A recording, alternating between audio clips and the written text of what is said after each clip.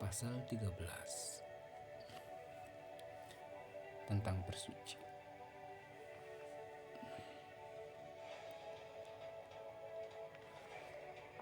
Kitab Sirrul Asrar garapan Syekh Abdul Qadir Jailani, percetakan PT Kof Media. Bersuci ada dua, bersuci secara lahir dan bersuci secara batin. Bersuci secara lahir dilakukan dengan menggunakan air syariat.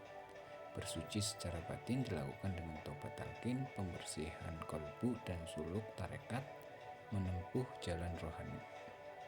Bila wudhu syariat batal karena keluarnya najis, maka wajib memperbarui wudhu. Sebagaimana sabda baginda Nabi besar Muhammad SAW, siapa yang memperbarui wudhunya, Allah akan memperbarui imannya. Baginda Nabi besar Muhammad SAW juga bersabda, berwudhu untuk memperbarui wudhu, seperti cahaya di atas cahaya.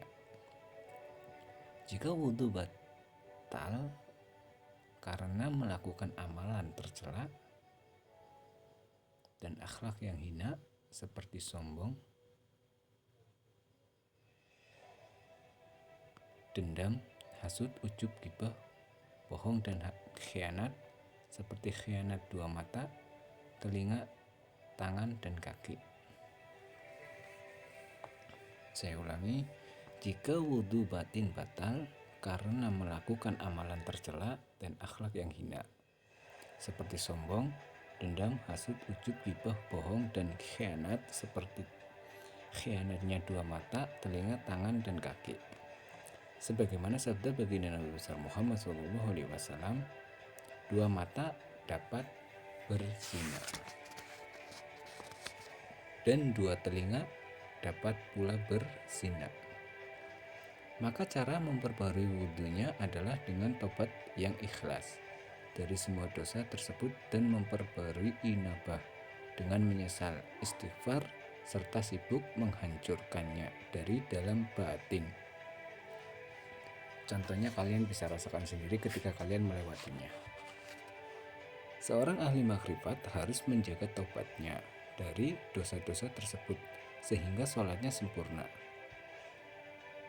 Allah Subhanahu wa Ta'ala berfirman, inilah yang dijanjikan kepadamu, yang itu kepada setiap hamba yang selalu kembali kepada Allah dengan bertobat dan memelihara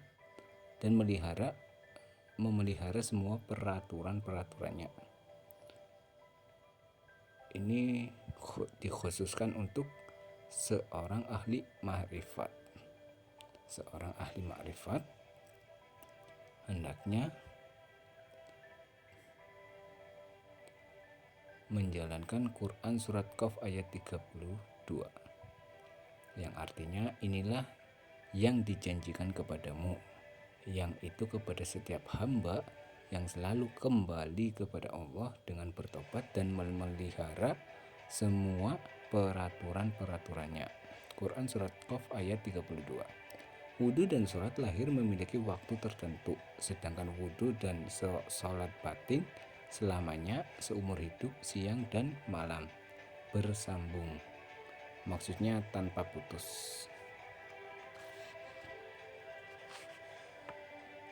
Jadi yang dimaksud wudhu, sholat batin di sini seumur hidup, maksudnya itu kita sering-sering mengucapkan kalimat istighfar, la haula, dalam keadaan siang dan malam, bersambung tanpa putus. Dan wudhu dan sholat lahir memiliki waktu tertentu, maksudnya seperti halnya ketika kita melakukan syariat ketika mau sholat sunnah atau sholat wajib, kita dianjurkan untuk melakukan penyucian dari mulai tangan, kumur-kumur, hidung, muka, terus tangan sampai lutut, langsung kepada ke kening, terus telinga, baru kaki. Itu semua dilakukan, dan untuk memperbarui sholat syariat kita disuruh sering-sering mengucapkan kalimat zikir, yaitu zikir pagi petang.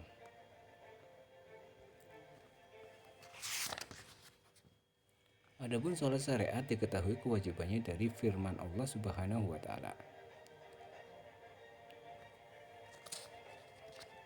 tentang sholat syariat dan sholat tarekat.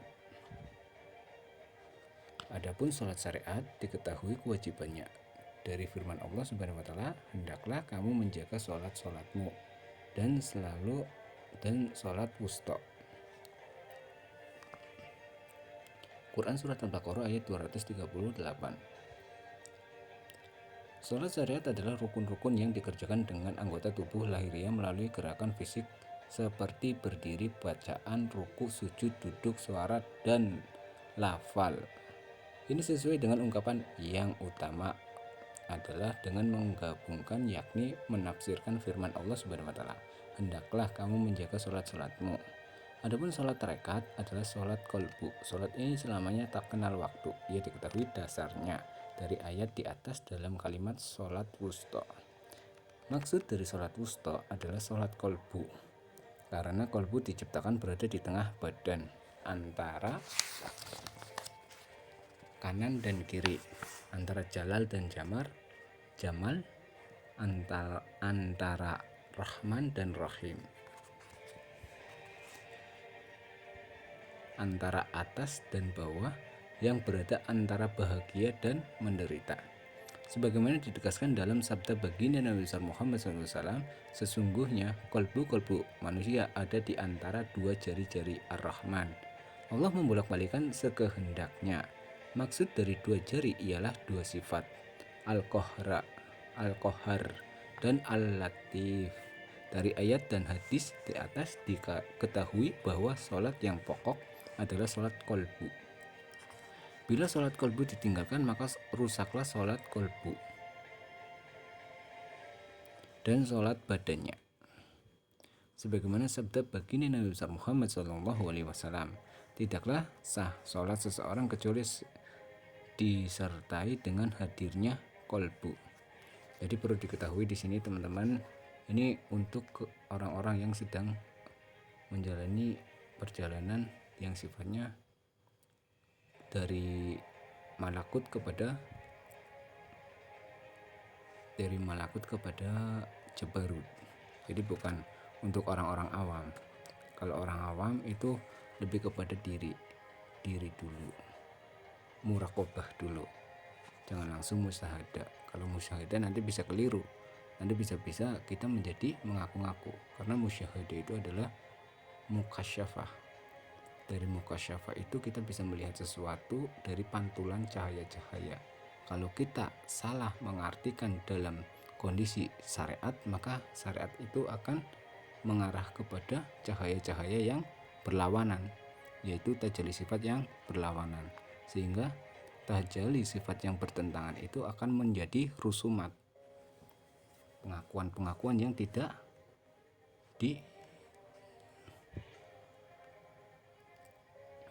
diikuti oleh para alim ulama terdahulu, sehingga kita akan terkontaminasi oleh perkara-perkara yang sifatnya rusumat. Maka dari itu, bagi orang-orang yang masih awam, hendaklah kalian memperbaiki diri dengan cara muraqabah, menghadirkan Allah dalam diri kalian. Beranggaplah bahwasanya Allah melihatmu, sehingga engkau bisa tetap menjaga. Karena jika kalian menganggap bahwa Allah melihatmu, maka itu akan menjadi benteng kalian agar kalian tetap hati-hati, wara. Dari ayat dan hadis di atas diketahui bahwa sholat yang pokok adalah sholat kolbu. Bila sholat kolbu ditinggalkan, maka rusaklah sholat kolbu dan sholat badannya. Sebagaimana sabda baginda Nabi Muhammad SAW, tidaklah sah sholat seseorang kecuali disertai dengan hadirnya kolbu. Hal itu karena orang yang sholat bermunajat dengan Robnya, sedangkan tempat munajat adalah kolbu, Bila kolbu lalai, maka batalah sholat kolbu sekaligus sholat badannya, karena kolbu merupakan inti anggota badan yang lain mengikutinya. Sebagaimana sabda baginda Nabi besar Muhammad SAW, sesungguhnya di dalam jasad ada segumpal daging, bila ia baik, sekujur badan akan ikut baik, dan bila ia rusak, sekujur badan pun menjadi rusak. Itulah kolbu.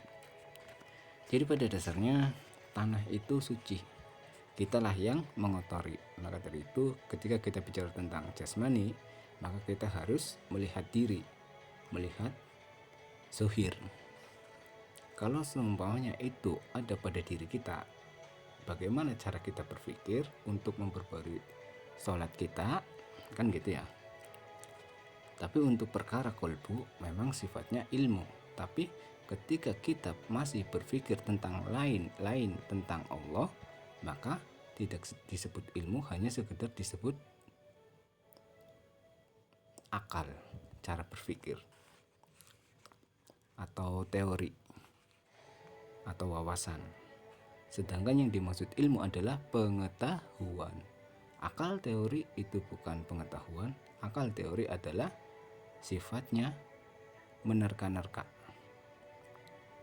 Maka dari itu kita disuruh mengikuti pengetahuannya, sehingga ketika kita sudah tahu, maka kita akan mengucapkan terima kasih sudah diberi tahu. Itulah kolbu.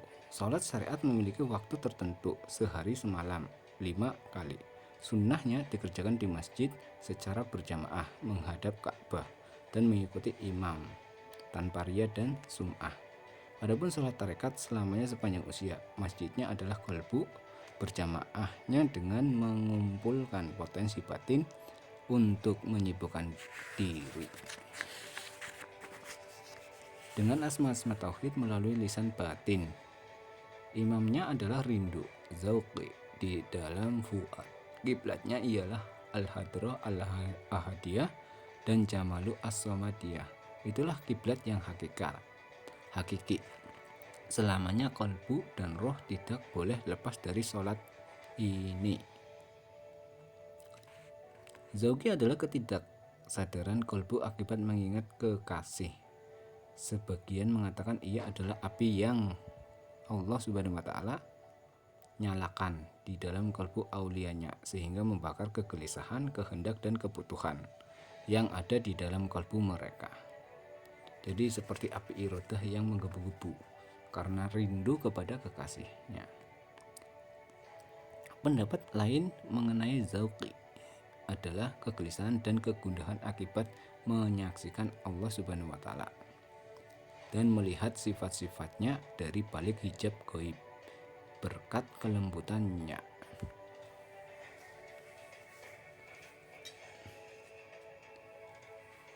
Ini pemahaman khawasul khawas.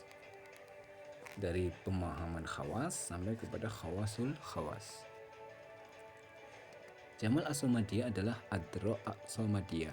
Syekh Muhyiddin Ibnu Arabi menyebut juga dengan Hadro al-Ittija wa al-Istinad, hadirat untuk kembali dan bersandar. Tapi intinya semua itu adalah untuk kembali, inabah, bersandar. Ia merupakan tempat khasana, tempat tersembunyi, atau al-ma'lumat as-sabitah yang berada di sisi Allah Subhanahu wa Ta'ala, yang setiap fakir di sini maksudnya hamba yang sudah sadar-sadarnya bahwa dirinya tidak punya daya dan upaya. La haula wala quwata illa billah. Jadi bukan fakir karena dunia ya. Kembali dan bersandar diri untuk dapat melihatnya secara zauq. Secara zauqi di sini adalah secara rindu yang menggebu-gebu kalau bahasa trennya sekarang. Disinilah letak tawakal hakiki, orang-orang yang bertawakal disandarkan. Jadi letak orang-orang yang benar-benar bertawakal disandarkan ada pada zauq, sehingga takwa itu benar-benar kuat, maka itu pun akan menjadi biji yang disebut dengan biji tauhid, sehingga biji tauhid itu bisa tumbuh sampai kepada hakikatnya. Karena kalau semuanya kita bicara syariat, kita bicara biji syariat. Tapi kalau kita bicara tentang zoki, berarti kita bicara tentang biji tauhid, teman-teman. Jadi ada biji syariat, ada biji tauhid. Al-Khuddi di dalam menafsirkan ayat di atas berkata, ayat ini merupakan isyarat tentang ahwal seorang arif ahli makrifat. Kenapa disebut ahwal? Karena kita kembali lagi ke belakang ya. Karena di sini adalah perkara-perkara yang sifatnya mana itu?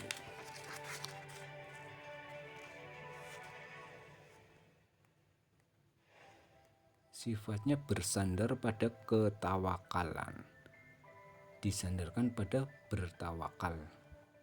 Tawakal artinya berserah diri. Maksudnya kita berserah, kita bertakwa, bertawakal, menyerahkan diri kita karena kita sedang dalam pendekatan atau PDKT bahasa trennya, sehingga kita disuruh untuk caper-caperan sama Allah, entah itu dengan bacaan Al-Quran, entah itu dengan sholat, entah itu dengan sunnah-sunnahnya, entah dengan sejarah-sejarah Rasul, atau dengan kedekatan kita pada para sahabat-sahabat Rasul, tabi'in atau tabi-tabi'in, atau orang-orang soleh-soleh terdahulu, atau orang-orang yang sudah menjalani kedekatan-kedekatan unsia lebih dulu daripada kita. Jadi kita disuruh baper-baperan, teman-teman, biar Allah ngeklik kita. Walaupun pada dasarnya Allah tetap tahu apa yang kita inginkan, namun kita juga butuh sesuatu hal yang membuat asbab itu menjadi zahir dan batin. Karena kalau cinta ya cinta, tapi kalau kita nggak mau membuktikan ya la haula wala quwata illa billah, kan gitu ya.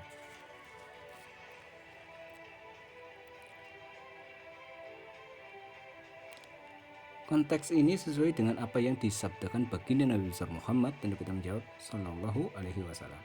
Para nabi dan para wali sholat di dalam kuburnya seperti mereka sholat di dalam rumahnya. Maksudnya mereka sholat selalu sibuk dengan Allah Subhanahu Wa Taala di dalam rumah, seperti di dalam kubur. Jadi nggak kemana-mana, teman-teman. Lebih kepada tajrid. Namun nanti dilanjutkan kepada alam tajridnya. Bermunajat kepadanya dengan kolbunya yang selalu hidup. Ini adalah makam-makam orang yang memiliki zauq, memiliki rindu, kangen, dan juga cinta kepada Allah, yang tapi di dalamnya masih berharap Allah beneran terima nggak ya, Allah sayang nggak ya. Jadi seolah-olah kita mikir dia beneran suka nggak ya sama kita. Jadi kita tetap menggebu-gebu, tapi kita tetap punya jarak antara bertanya-tanya, kira-kira kalau semuanya aku tembak diterima nggak ya. Jadi api irode itulah yang membuat menjadi rindu yang membara, sehingga membuat hati kita menjadi tidak tenang. Akhirnya terkadang kena hairah. Kamu kenapa? Kena hairah, aku lupa tadi mau apa ya, kan kadang-kadang gitu ya. Tapi itu perkara-perkara cinta, jadi kita bahasnya lebih ke dekatan tentang Rahman Rahim ya, bukan masalah agama atau masalah gimana, tapi masalah cinta. Jadi kita lebih ke kedekatan kita kepada Rahman Rahimnya. Bila sholat syariat dan sholat tarekat telah bersatu secara lahir dan batin, maka sempurnalah sholat itu, dan pahalanya sangat besar. Dengan rohaniyahnya mendapat pahala al-qurbah, dan dengan jasmaninya mendapat pahala darajat surga. Jadi di sini kita disuruh menginginkan surga dan disuruh menginginkan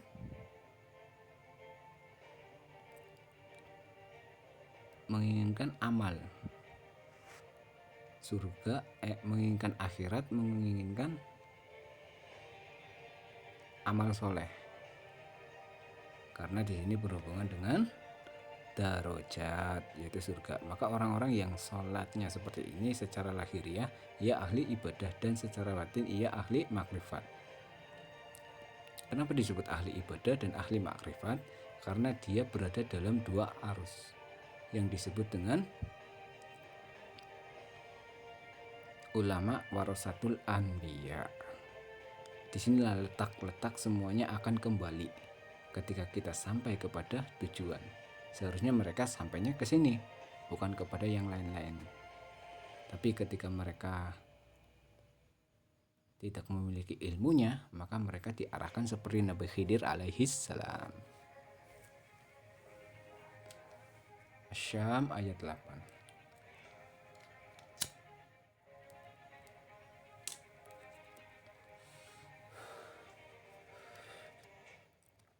Maka orang yang sholatnya seperti ini secara lahiriah, dia ahli ibadah walaupun hanya di dalam rumah. Karena Rasulullah tadi kan pernah bersabda ya, para nabi dan para wali sholat di dalam kuburnya seperti mereka sholat di dalam rumahnya. Maksudnya dia itu nggak kemana-mana, dia hanya di rumah. Tajrid, maksudnya mereka selalu sibuk dengan Allah. Jadi sibuknya itu dengan Allah. Dikit-dikit Allah, dikit-dikit Allah, dikit-dikit Allah. Subhanallah, alhamdulillah, wala ilaha illallah, Allahu akbar. Kayak tadi kan sholat kan gitu ya. Subhanallah, walhamdulillah, wala ilaha illallah, Allahu akbar. Kan tadi kan habis sholat tasbih ya. Subhanallah, walhamdulillah, wala ilaha illallah, Allahu akbar. La haula wala quwata illa billahil aliyil azim. Kan gitu ya. Maksudnya kalimat-kalimat thayyiban yang disertai dengan berserah diri. Bahwasanya aku bertakwa, aku berserah ya Allah. Subhanallah walhamdulillah wala ilaha illallah, Allahu akbar, la haula wala quwata illa billahil aliyil azim. Sungguh kalbuku bertawakal kepadamu, sedangkan badanku berikhtiar menuju ridhamu. Kan gitu ya. Dan bila sholat tarekat tak terwujud dengan kalbu yang hidup, maka ia dinilai kurang dan pahalanya hanya pahala darajat. Dan bila sholat tarekat tak terwujud dengan kalbu yang hidup, maka ia dinilai kurang dan pahalanya hanya pahala darajat surga, tidak mendapat pahala al-qurbah. Jadi yang dimaksud sholat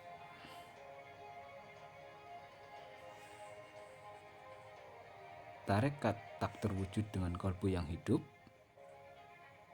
itu maksudnya sholat-sholat yang kita sertai dengan harap. Semoga kita mendapatkan dunia akhirat, semoga kita jauh dari api neraka. Dan itu gak masalah, karena al-qurba adalah surganya orang-orang yang cinta kepada Allah dan Rasulnya. Dan kalau semuanya kita melakukannya, itu tanda bukti bahwasanya walaupun kita nggak mau sampai kepada cintanya, tapi kita tetap mengikuti aturannya.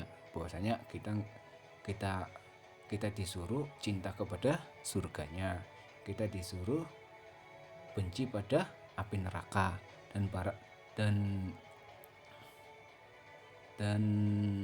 kita tahu bahwasanya benci kepada neraka adalah salah satu manisnya iman juga, teman-teman. Sehingga ketika kita selalu benci kepada api neraka, sebagaimana kita benci kepada maksiat, maka kita juga akan diarahkan kepada manisnya iman. Mencintai seseorang karena Allah juga akan mendapatkan manisnya iman. Mencintai Allah dan Rasulnya juga akan mendapatkan manisnya iman. Namun kalau jika tidak bisa dengan cinta, maka pakailah kebencian kalian kepada maksiat sehingga kalian bisa mendapatkan manisnya iman walaupun kalian tidak melewatinya dengan cinta. Dan bila sholat tarekat tak terwujud dengan kalbu yang hidup, maka ia dinilai kurang dan pahalanya hanya pahala derajat surga, tidak mendapat pahala al-qurbah. Jadi pahala surga di sini juga pahala yang dianjurkan oleh Allah. Allah nyuruh kita buat cinta sama surga. Allah nyuruh kita buat benci sama neraka. Jadi nggak masalah.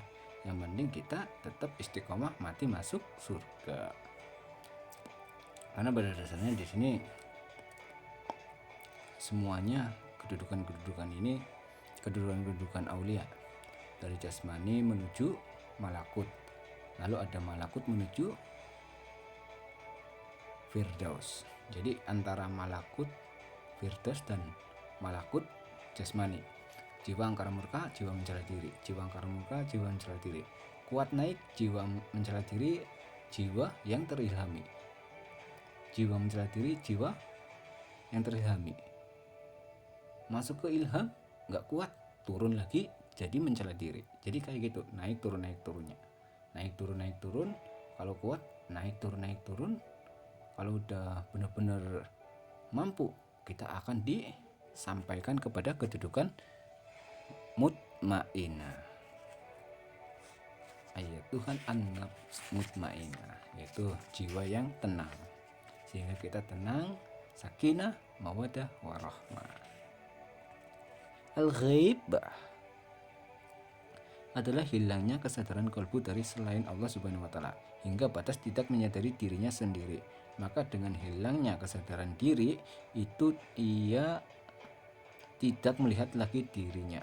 Maka hilangnya kesadaran diri ghaibah artinya menyadari Allah Subhanahu wa taala. Hudur di sini adalah ketidakadaan. Jadi yang ada hanya Allah. Hudur, semuanya hilang. Hudur di alam hudur, maksudnya nggak ada yang lain kecuali Allah Subhanahu wa taala. Ghaibah, hilangnya kesadaran kalbu dari selain Allah Subhanahu wa taala. Jadi semuanya hilang, fana sampai kepada hadrah ahadiyah, yaitu salah satu dari 3 hadrah yang tertinggi dalam hadrah ilahiyah. Fana akhirnya baqo. Namun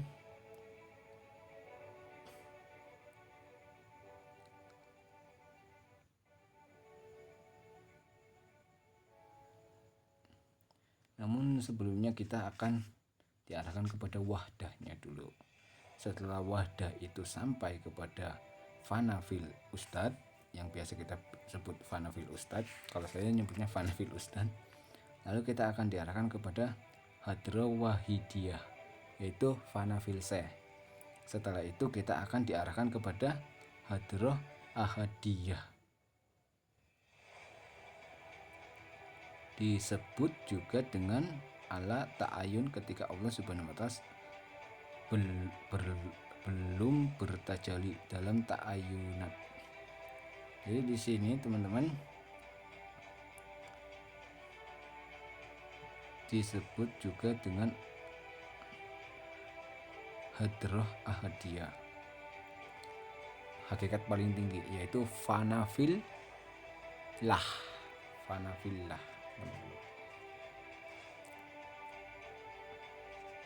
Sehingga ada fanafil ustad, fanafil syekh, fanafillah.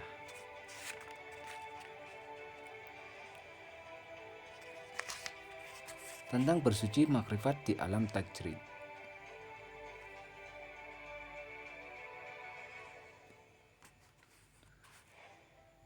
Bersuci makrifat terbagi 2, menyucikan makrifat sifat dan menyucikan makrifat zat.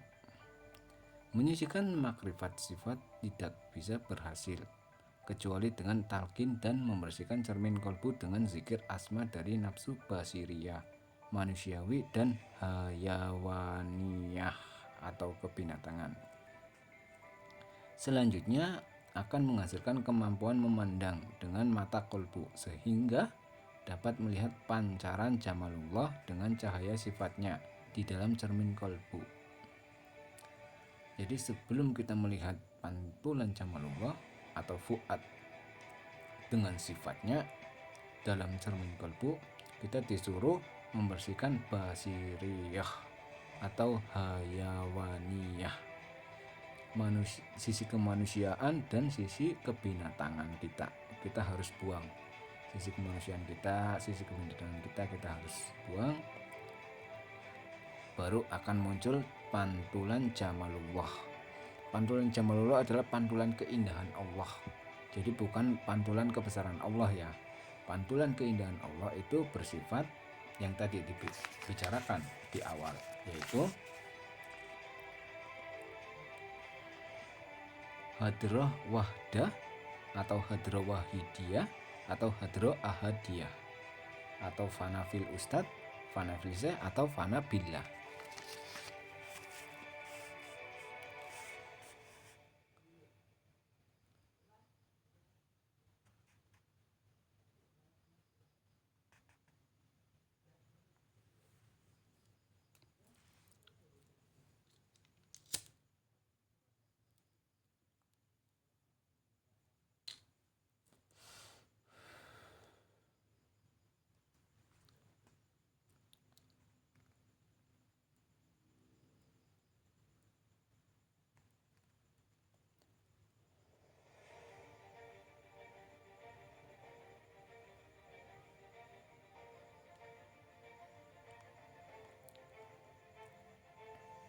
Baginda Nabi besar Muhammad Sallallahu Alaihi Wasallam bersabda, seseorang mukmin melihat dengan nur Allah Subhanahu Wa Taala. Sebagaimana baginda Nabi besar Muhammad Sallallahu Alaihi Wasallam bersabda, seseorang mukmin adalah cermin bagi al-mukmin yang maha memberi keamanan. Jadi maksud di sini adalah kita akan bisa melihat jamalullah, keindahan Allah dengan sifat-sifatnya di dalam cermin kolbu yang terletak pada asma dan sifatnya. Ada khaul yang mengatakan orang alim mengukir dan orang arif membersihkan. Orang alim mengukir di sini maksudnya adalah orang alim menulis dalam tinta di atas kertas. Lalu orang arif membersihkan maksudnya orang arif ini akan melihat mana yang harus diperbaiki, mana yang harus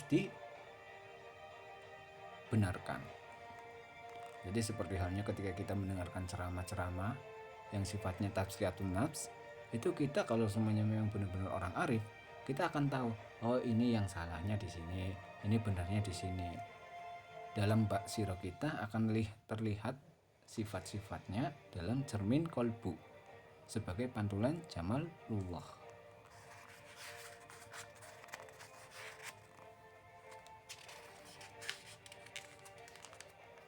Jika penyucian kolbu telah sempurna dengan melazimkan zikir asma, maka akan meraih makrifat sifat dengan penyaksian rohani. Penyaksian rohani dalam kurung musyahadah. Musyahadah kita tahu sendiri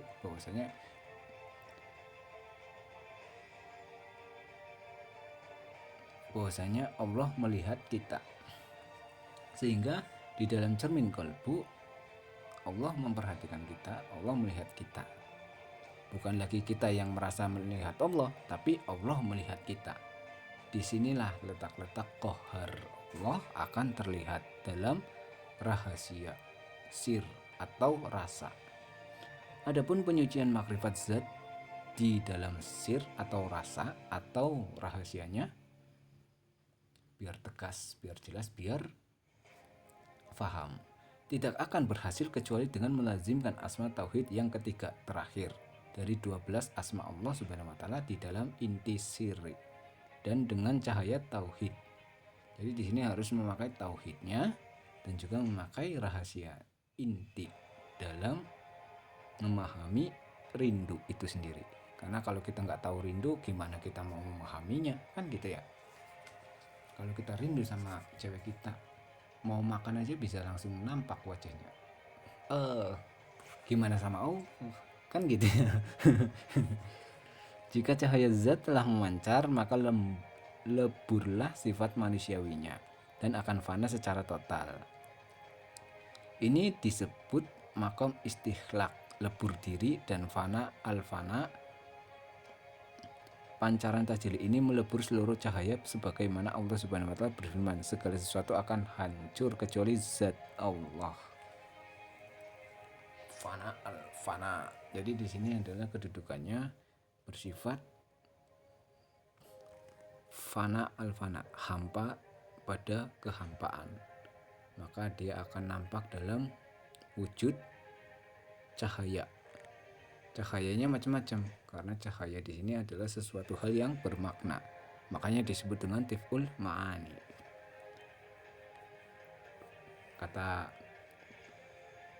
kata ulama-ulama terdahulu sah-sah saja kalau semuanya kita mengatakan bahwasanya Allah itu cahaya. Sah-sah saja. Sah-sah saja kalau kita mengatakan bahwasanya Allah itu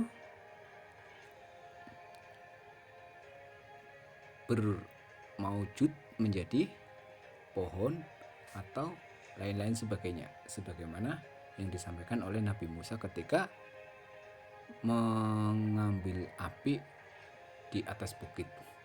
Menyebut api karena memang Nabi Musa pada saat itu membutuhkan api, dan Nabi Musa melihat cahaya di atas bukit, sehingga Nabi Musa pun menyebut dengan kalimat api. Jadi sah-sah saja. Jika cahaya zat telah memancar, maka lebur sifat manusiawinya dan akan fana secara total. Ini disebut makom istighlaq, lebur diri.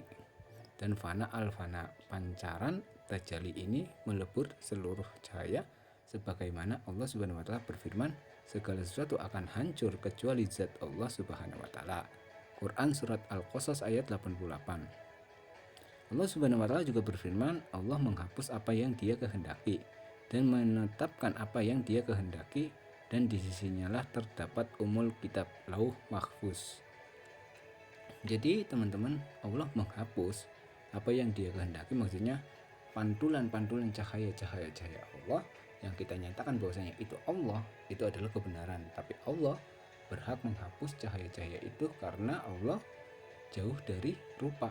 Laisa kamisli.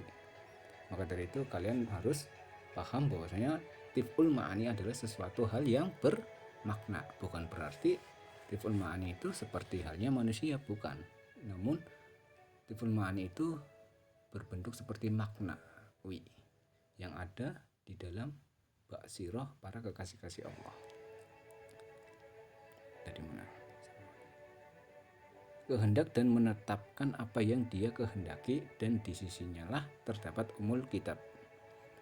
Terdapat umul kitab, maka kita akan kembali lagi kepada lauh mahfuz, catatan-catatan yang sudah tertulis pada zikir. Maka itu akan terlihat, terpampang, dan terbaca, tersirat, sehingga kalian bisa menentukan mana halal, mana baik, mana salah, mana benar, mana yang buruk, mana yang baik, dan mana yang harus dilakukan dan mana yang harus ditinggalkan. Dengan Al-Furqan. Quran surat Ar-Ra'd ayat 39. Sehingga bakolah roh qudsi yang dengan cahaya Allah Subhanahu wa taala ia melihat Allah bersamanya, darinya, di dalamnya, dan untuknya, tanpa bisa dijelaskan keadaan dan perumpamaannya. Sebagaimana Allah Subhanahu wa taala berfirman, tidak ada sesuatu pun yang menyerupai Allah. Quran surat Asy-Syura ayat 48. Dalam Al-Quran ada juga di Quran surat Asy-Syura ayat 11. Lalu bakolah nur mutlak yang paling murni, dan tidak mungkin lagi memberikan penjelasan keadaan setelah ini, karena itu merupakan alam al-mahwi, alam peleburan. Alam peleburan di sini maksudnya adalah alam yang dimana kita akan disaksikan bahwasanya Allah melihat kita. Bukan lagi kita melihat Allah, bukan lagi anggapan kita melihat Allah, tapi Allah melihat kita. Sehingga malaikat-malaikat yang mencatat pun akan menghakimi kita. Dari mana kamu mendapatkan harta kalian? Dari mana, untuk apa kalian manfaatkan hidup kalian? Kalian melakukan apa dalam keseharian kalian? Perilaku apa saja yang kalian lakukan dalam keseharian kalian sebelum-sebelumnya? Itu akan terlintas ketika kita sampai kepada alam peleburan.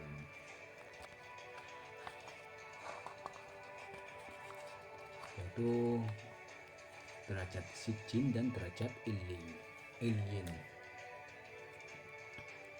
Malaikatnya disebut malaikat zabaniyah, malaikat pencatat amal.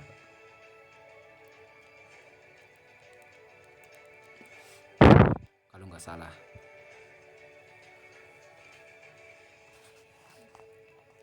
Akal sama sekali tidak mampu menjabarkan dan tidak ada maujud di sana kecuali Allah Subhanahu wa taala. Jadi ketika kita mengatakan tidak ada maujud di sana kecuali Allah Subhanahu wa taala, berarti diri kita pun tidak maujud, teman-teman. Jadi kita nggak bisa menganggap bahwasanya diri kita ini la ilaha illa ana, nggak bisa seperti itu. Karena ketika kalimat ini tersampaikan oleh Tuan Guru Syekh Abdul Qadir Jailani, di sini kalimatnya jelas.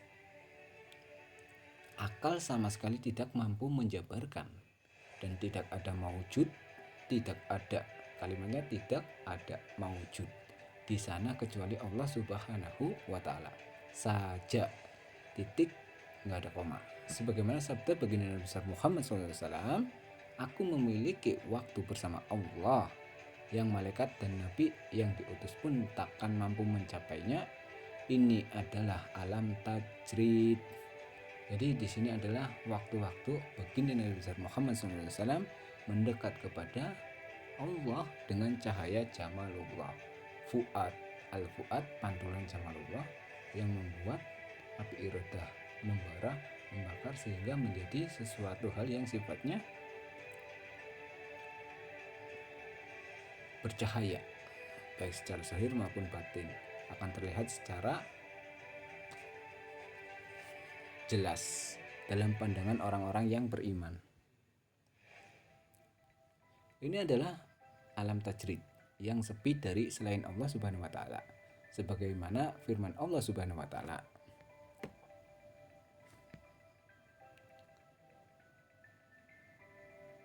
sebagaimana firman Allah Subhanahu wa taala dalam hadits qudsi, menyendirilah maka engkau akan sampai kepadaku.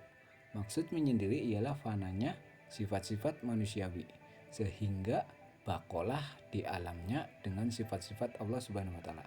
Sebagaimana baginda Nabi besar Muhammad sallallahu alaihi wasallam bersabda, berakhlaklah kamu dengan akhlak Allah. Artinya sifatilah diri kalian dengan sifat-sifat Allah Subhanahu wa taala. Jadi pelekatan pada sifat, pelekatan pada asma kepada sifat itu terjadi dikarenakan perkara yang tadi disampaikan. Ketika kita sudah berkhalwat, ketika kita sudah menjalankan perintah-perintah yang sudah dibacakan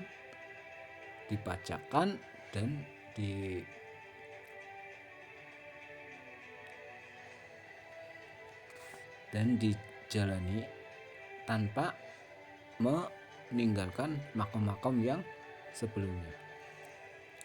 Maka kita akan diarahkan kepada tajrid.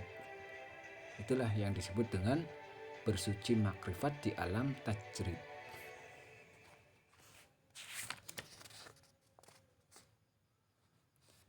Segala sesuatu yang baik datangnya dari Allah, dan segala sesuatu yang salah itu karena bangsa manusia biasa yang tidak sempurna. Jadi jika ada salah kata, maka maafkanlah. Wabillahi taufiq wal hidayah. Assalamualaikum warahmatullahi wabarakatuh. Jazakallahu khairan sayyidina Muhammadan sallallahu alaihi wasallam bima